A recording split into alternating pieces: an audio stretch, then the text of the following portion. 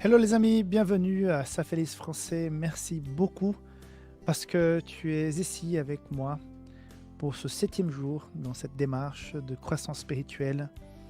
Que Dieu puisse vraiment faire en sorte que ce message soit la réponse dans ton cœur à une demande, à une requête.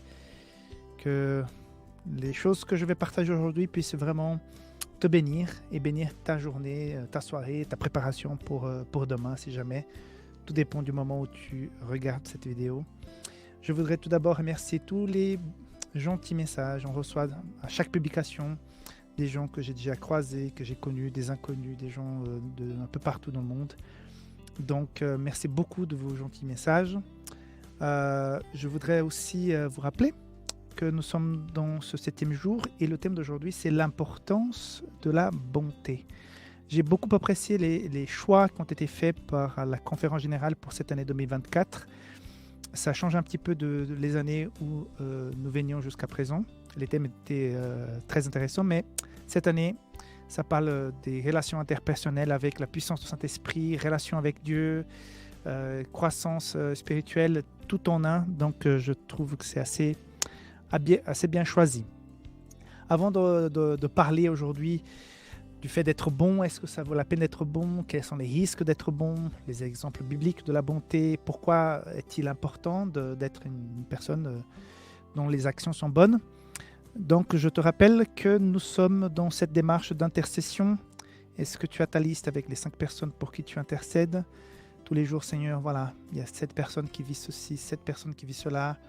Que tu puisses intercéder, présenter cette personne devant l'Éternel pour qu'il puisse avoir une autorisation spéciale de ta part pour la bénir davantage. C'est ça l'intercession, non? Si tu as une demande de prière, tu as un formulaire en bas de cette vidéo, dans la description, où tu cliques, il y a une petite fenêtre qui s'ouvre, tu rentres ta demande de prière et ça va tout de suite dans notre programme qui envoie ça aux guerriers de la prière. Donc il y a une collègue qui s'en charge de ça. Si tu n'es pas encore dans la communauté, il faut faire partie. Il ne faut pas rester dehors de cette occasion qui est celle d'appartenir à notre communauté. Nous partageons donc des contenus vidéo, des articles, des codes promotionnels et surtout les nouveautés ici que nous produisons à Safelis. Donc ça me ferait plaisir si tu pouvais faire partie. Vous êtes nombreux à chaque jour à rejoindre ce groupe. À chaque fois que je rentre, je vois qu'il y a plus de gens dans la communauté. C'est vraiment sympa. J'espère qu'elle sera une grande communauté. Et puis, ça m'anime peut-être à bientôt produire régulièrement du contenu pour cette chaîne. Je vois qu'il y a un intérêt. Je vois qu'il y a des gens qui sont contents avec le contenu que Safelis produit. Donc, peut-être des nouvelles vont tomber bientôt par rapport à ce qu'on va faire après les 10 jours. Si tu n'es pas encore abonné à cette chaîne, c'est pas bien, comme je dis tous les jours, c'est pas bien du tout, il faut être abonné. Il faut appuyer sur le bouton est encore rouge en bas, là où tu regardes maintenant, il faut appuyer sur ce bouton. Partage avec tes amis si le message de ce soir, d'aujourd'hui, touche, pertinent, intéressant. Il faut partager, il ne faut pas garder que pour toi, ok? Tous les jours, je suis en train de présenter un produit. Je vais présenter un produit que vous connaissez tous déjà, mais peut-être pas dans ce format. Je parle du meilleur chemin, mais version de luxe. Donc, j'ai ici, je vais enlever ce partager avec tes amis. J'ai ici donc le livre physique. Donc, déjà, je pense que vous connaissez tous le format que Safelis produit, donc les meilleurs chemins. Il y a presque déjà dans 25 langues différentes. Ici, j'ai indonésien, ça c'est grec, ça c'est chinois, et ça c'est en anglais. J'ai pas pris celui en français, mais bon, on en a aussi. Donc, il est déjà tout illustré. Je vais prendre un seulement. 4, j'arrive pas. Donc, voilà, indonésien, tout illustré. Mais ça, c'est le format classique. Je vous présente celui-là, dans un format de luxe, plutôt pour faire cadeau. C'est vraiment très beau, les choix des dessins, le texte, la façon dont le texte est. Déjà, les finitions, c'est autre chose. Voilà. Là, vous avez un format de présentation qui rend le contenu beaucoup plus intéressant, beaucoup plus attirant. Donc, si vous voulez faire cadeau à des gens importants, des gens que vous appréciez, c'est peut-être un format extrêmement intéressant. Je n'ai pas vu le prix, je vous ai montré tout à l'heure, mais moi-même, je n'ai pas fait attention. 15 €. Par contre, c'est 15 €, mais j'annonce tous les jours. Là, j'ai pu obtenir un code promotionnel pendant ces 10 jours de prière. Là, avec ce code 10 jours collé, tu as donc 15% de rabais. Au lieu de 15, tu vas payer 13. Voilà, c'est ça, non? Donc, profite de l'occasion pour pouvoir acquérir cet ouvrage. Et si tu achètes plus, tu peux avoir la livraison qui est gratuite, hein, par FedEx, selon les pays, ou bien des DHL.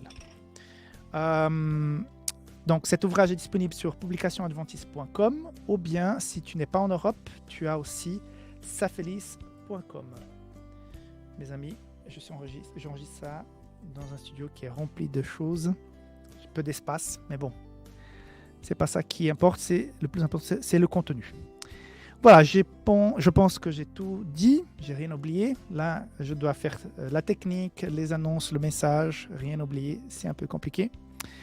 Avant de commencer, je souhaite qu'on puisse passer un temps dans l'adoration. J'étais au Canada, dans un centre d'évangélisation. On m'avait invité pour une semaine, non, pas une semaine, c'était 15 jours, 10 jours d'évangélisation, ou 2 semaines d'évangélisation, je pense. Et là, j'ai connu ce chant, « Reçois l'adoration ». Les gens chantaient avec une puissance, et j'ai toujours des bons souvenirs, les gens de Montréal. Donc, voici le chant que j'ai appris avec eux, je partage avec vous. C'est vraiment agréable de chanter le Seigneur avec ses paroles. Chantons ensemble, « Reçois l'adoration ».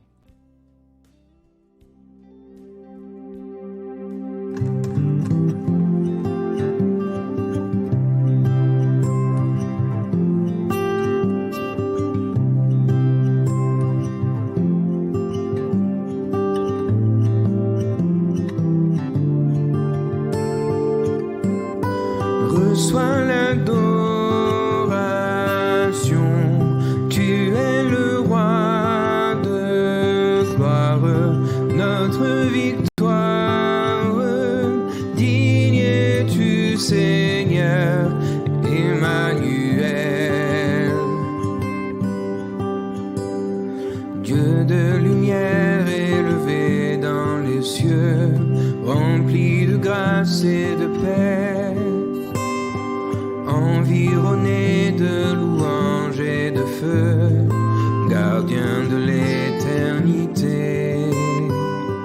Pourquoi quitter ce palais de bonheur pour un sentier de misère? Par quel amour les chemins de ton cœur ont su trouver nos prières? Reçois l'adoration.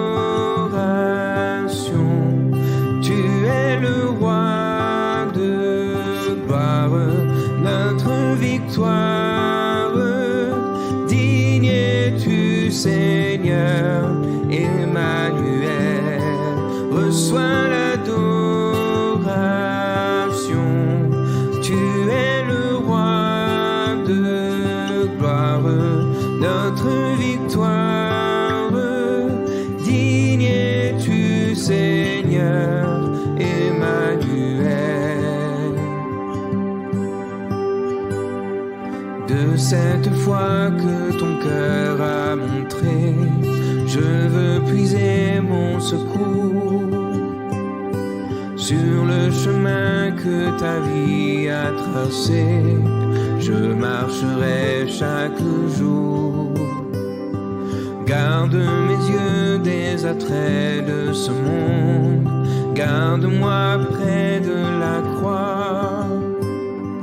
En ce lieu saint où mon âme est féconde, d'humilité et de joie, reçois l'adoration. Tu es le roi de gloire, notre victoire. Digne es-tu, Seigneur, et Emmanuel, reçois l'adoration. Tu es le roi de gloire, notre victoire.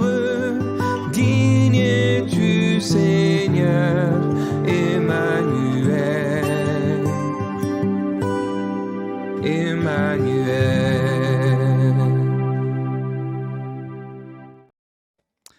Amen. Ce chant est puissant. Salutations à tous nos amis du Québec, Pasteur Vaillant, ouais, qui m'a invité. Alors, prions ensemble pour le message ce soir. Seigneur notre Dieu, merci beaucoup de cette occasion que tu nous accordes de pouvoir être ici, partager ta parole. Merci pour ce chant d'adoration qui nous prépare pour entendre ta voix, que tu puisses faire en sorte que le thème réponde à nos besoins, nous inspire à un réel changement et surtout que notre relation avec toi se fortifie. Bénis chaque personne qui écoute, qui regarde en ce moment précis, que ton Saint-Esprit soit notre lien d'amitié, de bonté et de fortification, d'encouragement pour la préparation pour la vie éternelle. Merci beaucoup Seigneur, au nom de Jésus. Amen. Amen, mes amis. Donc, le thème, comme j'ai dit tout à l'heure, c'est l'importance de la bonté. Qu'est-ce qu'on veut dire par là? On va tout d'abord commencer par le verset biblique. Jean 13, 35, qui dit ceci: « À ceci tous connaîtront que vous êtes mes disciples, si vous avez de l'amour les uns pour les autres. » C'est assez connu ce verset, mais si on s'arrête un petit moment pour réfléchir, on se rend compte qu'il est extrêmement profond et crucial. Comment être reconnu en tant que disciple de Jésus? Comment? Si vous avez de l'amour les uns pour les autres. Mes amis, combien de fois tu as été témoin d'un manque d'amour au sein de l'Église? Combien de fois? Combien de fois tu as subi des propos, des comportements d'autres frères et sœurs qui t'ont vraiment blessé et c'était pas vraiment de l'amour, c'était de la méchanceté pure et dure. Et c'est ton frère d'église. Hein. Et je vais plus loin. Combien de fois, toi, t'as pas été du tout d'une certaine bonté, t'as été en fait, au contraire, dur, méchant, sec, insipide envers tes frères et sœurs. Peut-être même dans la vengeance. Non, je ne sais pas, peut-être tu n'as pas eu un poste que quelqu'un a eu et tu voyais plutôt l'Église comme un lieu d'autopromotion que vraiment de service. Et là, des sentiments négatifs vis-à-vis de certaines personnes, du pasteur, des anciens, de la personne qui était nommée, d'un frère, ont rempli votre cœur. Ça, c'est typique de la nature humaine. Par contre, laisser ça pousser naturellement sans rien faire et dire bah, c'est comme ça devient un peu grave. Quoi. Parce que comment les gens vont reconnaître que nous sommes les disciples de Jésus? Par l'amour entre nous.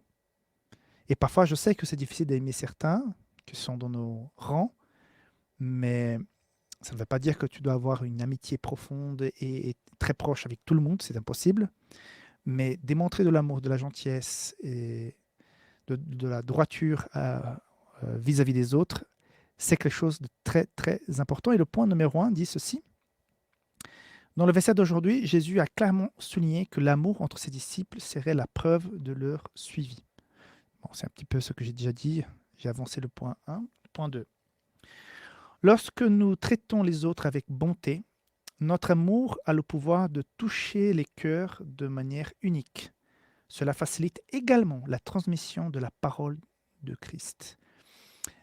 Donc, dans un premier point, j'ai abordé l'importance qu'on soit dans la maison de l'Éternel des véritables témoins, parce que quand les gens verront la façon comment on se traite les uns les autres, ils verraient le caractère de Jésus reflété en nous.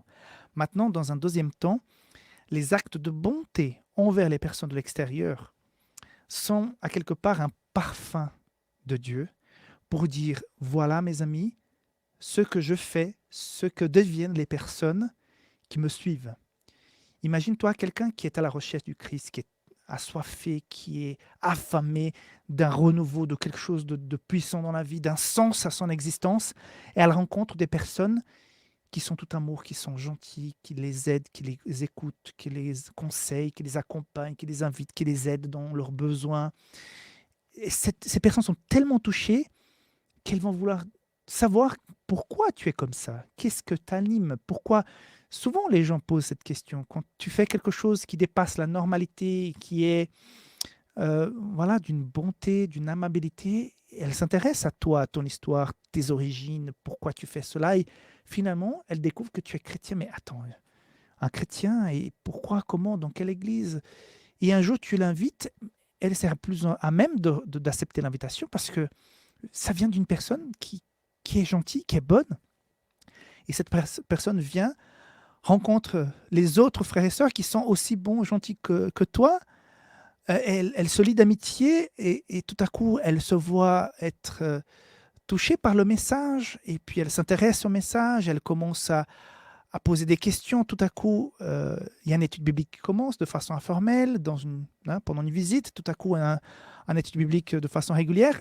Et ben voilà, après un certain temps, cette personne accepte l'évangile, accepte Jésus, se baptise, devient un membre de l'Église. C'est merveilleux. En tout cas, c'est comme ça que je suis devenu adventiste. C'est la bonté d'un prof que j'ai eu dans la meilleure école de la ville, c'est une école adventiste. En fait, ce professeur, je ne savais pas très bien, je savais, mais sans comprendre qu'il était pasteur, était mon professeur de religion. Il était tellement bon que ça a tellement touché mon cœur que j'ai voulu savoir davantage par rapport à ces adventistes qui tenaient l'école. Donc, c'est ça. Nous sommes les disciples du Christ, à l'intérieur comme à l'extérieur de l'Église, et ça fait toute la différence. C'est comme ça que les gens vont nous reconnaître. Par contre, un mauvais témoignage peut casser cette chaîne, peut éviter que la chaîne commence, parce que la personne n'aura aucune envie de savoir qui tu es, pourquoi tu y crois, pourquoi tu te comportes comme ça, pourquoi tu es bon, parce que tu ne l'es pas. Et ça empêchera cette personne, et je pose mes mots, hein, c'est dur, ça empêchera cette personne de sentir l'odeur du salut, du changement, de la transformation du caractère que ça produit chez les gens, parce que tu ne sens pas, entre guillemets, tu ne sens pas bon. Comme dit l'apôtre Paul, on doit sentir le parfum de vie pour la vie. Je ne me souviens pas très bien de la traduction, je crois que c'est comme ça. Ellen White, elle complète en disant « Le plus fort argument en faveur de l'évangile est un chrétien qui sait aimer et qui est aimable. » Un mauvais témoignage détruit une grande partie de l'impact de l'évangile. La personne a lu la Bible, elle s'intéresse, et un jour, elle se pointe à l'église. Elle est mal reçue, elle est ignorée. Mes amis, le ministère de l'accueil de l'église, c'est quelque chose d'extrêmement important. Je me souviens, la première visite que j'ai faite à l'église, ça a duré quelques secondes parce qu'il n'y avait personne à l'accueil. J'ai trouvé trop bizarre ces gens pendant l'école de sabbat qui étaient debout, qui parlaient en même temps. Je suis parti tout de suite. Je me suis intéressé parce que j'étais à l'école adventiste, mais quand je suis allé à l'église, ça n'a pas duré longtemps parce que j'ai eu peur. Des gens qui parlaient autant en même temps. J'ai habitué avec l'église catholique où il y a un grand silence, un grand respect. J'arrive, tout le monde parle en même temps. Je dis non, c'est trop bizarre ces gens. Je suis parti. Mais c'est grâce à l'amour et la gentillesse des gens plus tard que je suis revenu. Et voilà, je suis aujourd'hui pasteur et tout ça. Donc, c'est très important. Quels sont les actes de bonté? Est-ce que ça vient naturellement chez toi ou c'est forcé? J'habite maintenant en Espagne, dans un quartier assez éloigné.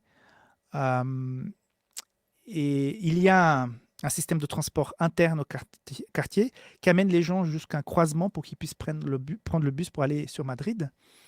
Et ce bout, parfois, si la personne est malade, le conducteur, ou le week-end, c'est tous les 2 heures, donc ce n'est pas un truc hyper régulier. Il peut y avoir parfois des trous. Et donc, parfois, des gens décident de marcher depuis le quartier jusqu'à à ce croisement. Et c'est quand même 30-40 minutes de marche. Hein. En voiture, on fait 3-4 minutes, mais en marchant, c'est long. Et souvent, j'ai créé le ministère du stop, parce que quand je rentre, je regarde toujours là où les gens sont plus ou moins dans l'attente du microbus pour prendre du monde. Et quand je sors, je regarde à la sortie. Donc, j'ai déjà ramené plein de personnes, soit depuis l'urbanisation, soit à l'inverse, quartier. On dit ici urbanisation en espagnol. Et l'autre jour, il y a une dame qui s'approchait déjà Elle allait vers le croisement, elle s'approchait déjà, elle n'était pas très loin. Mais je me suis dit, bon, il fait chaud et tout, je m'arrête quand même, peut-être, hein. Et je m'arrête et dis, Madame, je vous prends. Elle dit, ah, je vais jusqu'au croisement. Eh ben, je vous amène. Donc ça a duré quoi, 1 minute. Mais elle rentre, elle s'assied, elle commence à pleurer. Elle commence à pleurer. Je dis, mais pourquoi elle pleure, cette dame? Est-ce qu'elle a eu peur ou quoi? Et elle dit, merci, merci. Il pleure. Je dis, pourquoi? Qu'est-ce qu'il y a, madame? Non, parce qu'elle avait marché 30 minutes, elle était sûre et certaine que quelqu'un allait s'arrêter depuis le début pour pouvoir la prendre et l'amener. Et finalement, elle marchait depuis 30 minutes et personne ne s'était arrêté. Et elle était désolée, comme les gens étaient froids, indifférents, tout ça. Et tout à coup, elle disait, mais personne va s'arrêter, où est le monde et tout ça. Et tout à coup, je m'arrête et je la prends. Et je dis, mais c'est tout à fait normal, madame. Mais elle m'a remercié énormément. Et puis, bien sûr, il y avait ma fille avec moi. J'ai demandé à ma fille de lui donner le meilleur chemin que j'avais dans la voiture. Je ne sais pas si cette personne un jour va s'intéresser à l'évangile, à l'église. Ce que je sais, c'est que ce livre que je lui ai mis entre ses mains, les chances qu'elle puisse le lire sont bien plus grandes que si j'avais tout simplement donné le livre comme ça. Le livre avec un acte de bonté avant fait en sorte que la personne est plus intéressée. Mais pourquoi cette personne s'est arrêtée comparée aux autres qui ne sont pas arrêtés? Je ne veux pas dire que je suis meilleur que les autres, je donne un exemple très pratique. Donc, quand on fait des actes de bonté, les gens vont mieux lire la Bible que nous sommes. Donc, parce que, comme on a lu tout à l'heure, hein, dans le verset dont ce qui dit Ellen White, nous sommes à quelque part peut-être la seule Bible que les gens vont lire. Ils vont lire en nous. Et si nous sommes désagréables, si nous sommes mal éduqués, si nous sommes grossiers, si on ne rend pas service, si on se bagarre avec tous les voisins, bah, ces voisins ne viendront pas à l'église. J'essaie des histoires des gens qui n'ont pas été à l'église par le biais de quelqu'un, mais par le biais de quelqu'un d'autre, et finalement, elle va retrouver un voisin, un ami à l'église, mais cette personne ne m'a jamais inspiré à vouloir connaître davantage. Et en plus, même s'il était mon voisin, c'est par quelqu'un d'autre que j'ai pu arriver à l'évangile. Troisième point, la bonté est un langage compris par tous, quel que soit l'âge, le statut social, le genre ou les limitations physiques, représentant un appel universel. C'est vrai, mes amis, peut-être tu ne sais pas parler une langue étrangère, mais quand tu voyages, quand tu rencontres quelqu'un, les actes de bonté, euh, j'apprécie, tout le monde apprécie quand quelqu'un d'un certain rang social sait, même si la personne a des études, de l'argent, de la position, est un grand politique, tout ça, mais si la personne, malgré ça, sait se rendre utile, simple, et ça a un grand impact chez les gens. Donc, je ne sais pas quelle est ta position. Certainement, tu as des gens sous ta responsabilité ou qui sont dans la hiérarchie du travail, on va entre guillemets moins important, moins influent. Je ne sais pas trop comment expliquer, mais vous avez compris. Mais soyez bon envers ces personnes. C'est vrai que parfois il faut être juste, il faut encadrer. Peut-être tu es chef d'une équipe, faut que l'équipe travaille, mais il y a des manières de faire. Donc, parfois tu conduis un projet et tu peux être dur, insipide, euh, exigeant, mais sans cette tendresse, sans cette façon de faire que la personne comprend qu'elle doit bouger, faire ceci, changer, mais sans agressivité, sans méchanceté. Donc il y a cette différence, hein. Un exemple biblique que j'utilise tous les jours à toutes les rencontres. Par contre, vous connaissez la parabole du bon samaritain. Elle commence à partir, donc Luc 10, à partir du verset 30, Jésus a pris la parole et dit, un homme descendait de Jérusalem à Jéricho. Donc cette partie, vous la connaissez très très bien.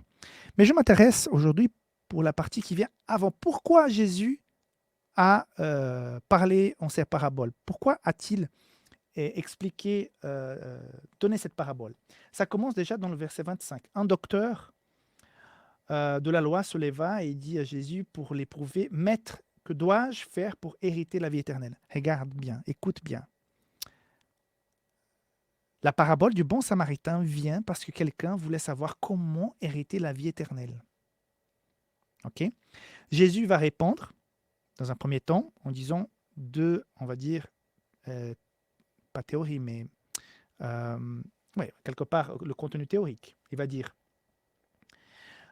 Tu aimeras, le verset 27, tu aimeras le Seigneur ton Dieu de tout ton cœur, de toute ton âme, de toute ta force, de toute ta pensée et ton prochain comme toi-même. Voilà. Et après, tu as bien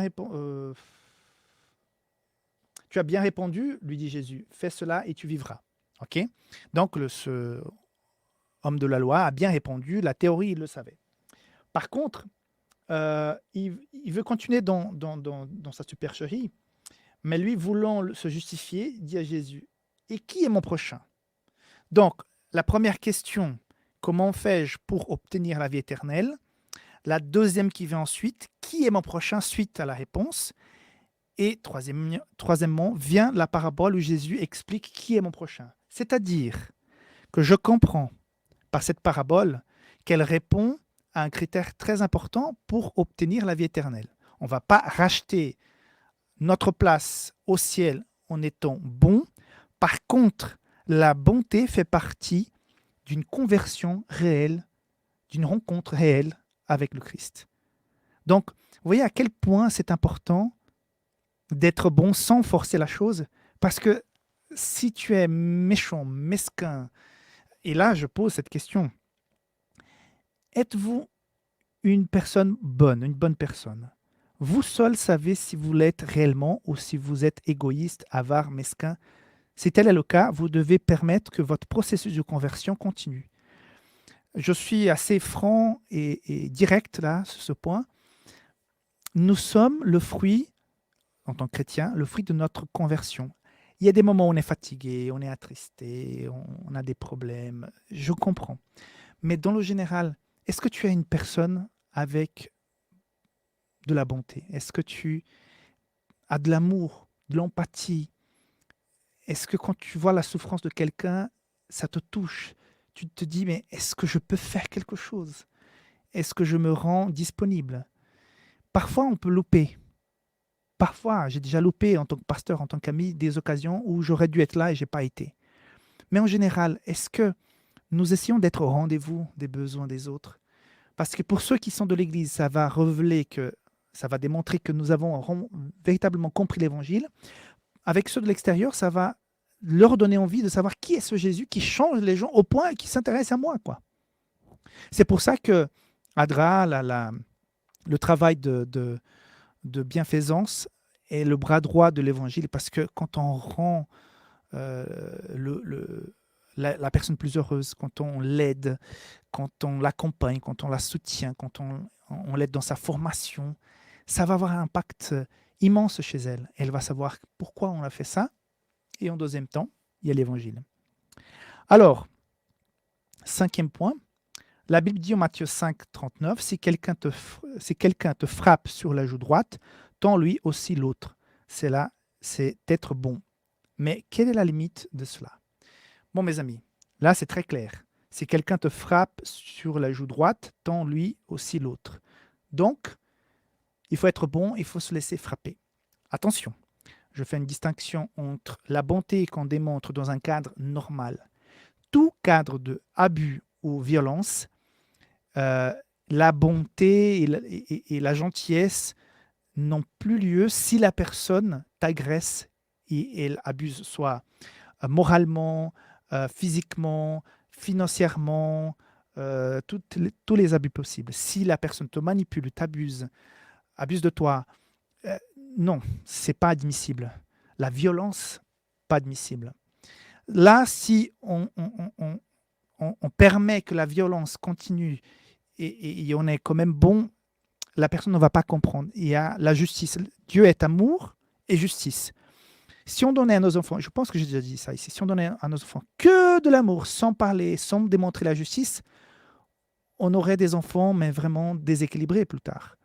L'enfant doit savoir qu'il est aimé, qu'il est apprécié, qu'on croit en lui, qu'on l'accompagne. Mais l'enfant doit aussi savoir que quand il fait faux, il faut le dire, il y a les conséquences, il va être puni parfois, il y a diverses manières de punir. Hein. Et là, il va comprendre, il va avoir un équilibre entre l'amour et la justice, parce que, comme dit Jérémie, l'amour et la justice se rencontrent de façon équitable et équilibrée. Donc, être bon, être gentil, être serviable, accompagner, jusqu'au point où il n'y a pas de l'autre côté quelqu'un qui va vraiment profiter du fait que tu es bon. Il va abuser, quoi, en d'autres mots. Donc, il faut savoir, j'ai déjà rencontré des cas où j'ai dû donner le conseil que la personne arrête d'être bon, entre guillemets, parce qu'elle elle se faisait voler l'argent. Voilà. On lui racontait des salades, des salades, des salades, et puis et l'argent, et tous les mois, la personne avait besoin d'aide. Hein. À un moment donné, on n'est pas l'État pour voilà, nourrir la personne qui ne travaille pas. Vous voyez un peu le cadre. Donc, il faut savoir un peu encadrer les choses. Mais il vaut mieux perdre parce qu'on est bon que le contraire. Il y a déjà eu d'occasions où j'ai voulu être bon et j'ai fini perdant, mais ça ne peut pas m'empêcher de continuer, de vouloir continuer d'être bon. OK? Sixième réflexion et dernière. Pourquoi les personnes qui ont beaucoup souffert dans la vie comprennent-elles mieux les besoins des autres et sont-elles plus centrées sur l'essentiel? J'ai déjà remarqué ça. Quand tu souffres quelque chose, quand tu perds quelqu'un, quand tu perds peut-être un travail, quand tu perds, avant tu avais des moyens, maintenant tu n'en as pas, ou bien quand tu as souffert dans la pauvreté, dans un problème, dans une maladie, et finalement tu as été guéri, tu as pu être remis. Ces personnes, c'est comme si elles avaient touché l'essentiel, en tout cas dans ce domaine. Et sa façon de traiter, de interagir avec d'autres personnes, tu sens qu'il y a de la sagesse, tu sens qu'il y a de la maturité. Pourquoi? Parce que ces personnes ont été touchées au plus profond d'elles par rapport à ce problème, à cette souffrance. Donc, elles sont plus à même de comprendre les autres qui sont aussi. C'est-à-dire, pourquoi je parle de ça?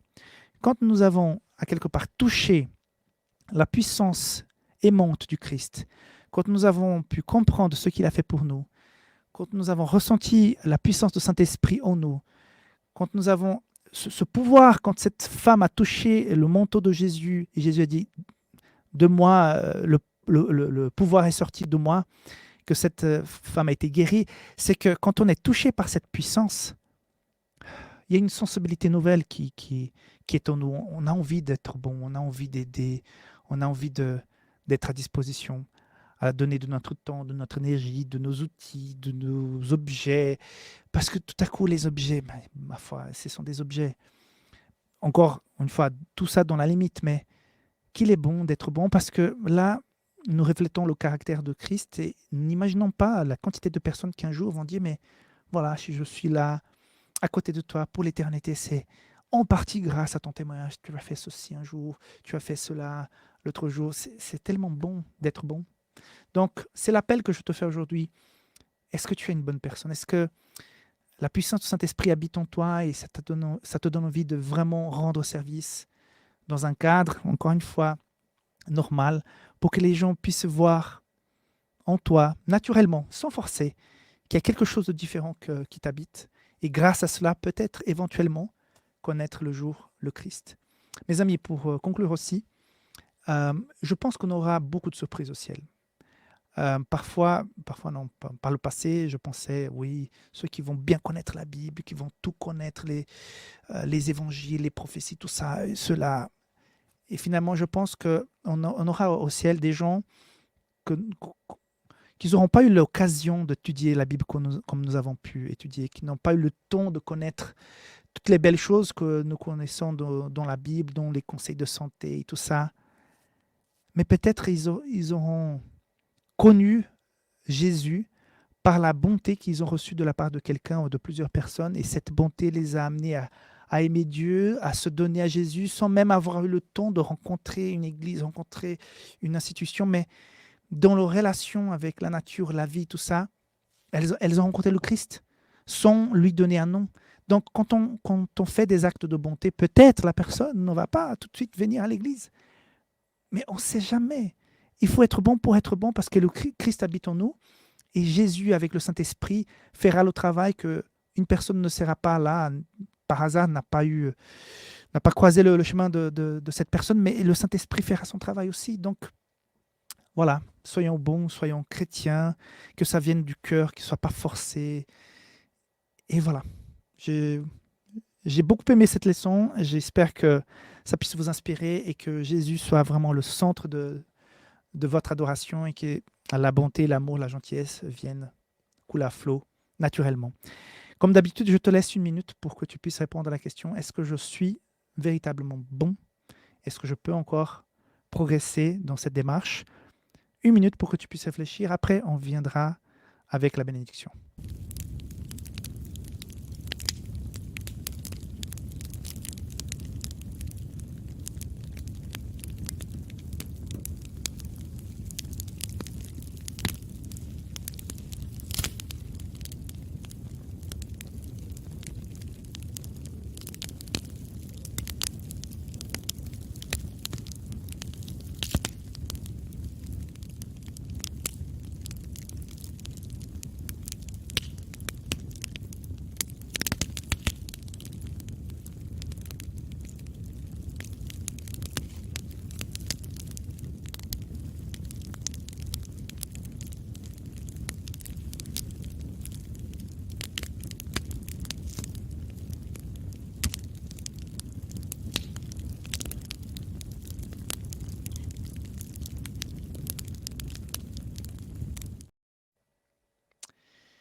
Je t'invite maintenant à recevoir la bénédiction. Seigneur, que ta bonté imprègne notre vie, reflétant l'amour que nous partageons en tant que disciples. Que lorsqu'on se souvienne de nous, les gens reconnaissent en nous la qualité divine qui transcende les frontières et éclaire les chemins de ceux qui ont besoin. Que la grâce, la bonté que nous avons puisse être des témoins vivants de Dieu, gracieux et compatissant que nous adorons. Enfin, Seigneur, que tu nous bénisses et que tu nous protèges, que le Seigneur fasse briller sur nous son visage et qu'il ait pitié de nous, qu'il nous regarde avec bonté et nous donne sa paix. Amen, amen. Ah, mes amis, préparer ces méditations et les présenter m'inspire beaucoup, ça me font grandement bien. J'espère que pour toi aussi. Voilà, donc pour aujourd'hui, c'est fini. J'espère que si jamais tu puisses partager ce contenu avec quelqu'un d'autre, si tu as apprécié. Je te rappelle que tu as moins 15% sur sur publicationadventiste.com ou bien safelis.com. Tu mets ce code, tu as 15% de moins là-bas. Abonne-toi à cette chaîne. Rentre, s'il te plaît, tu ne vas pas regretter, dans la communauté WhatsApp de Safelis si tu n'es pas encore inscrit. Et je crois que c'est tout. On se retrouve demain pour la 8e rencontre. D'ici là, que tu sois une très bonne personne. Bye bye.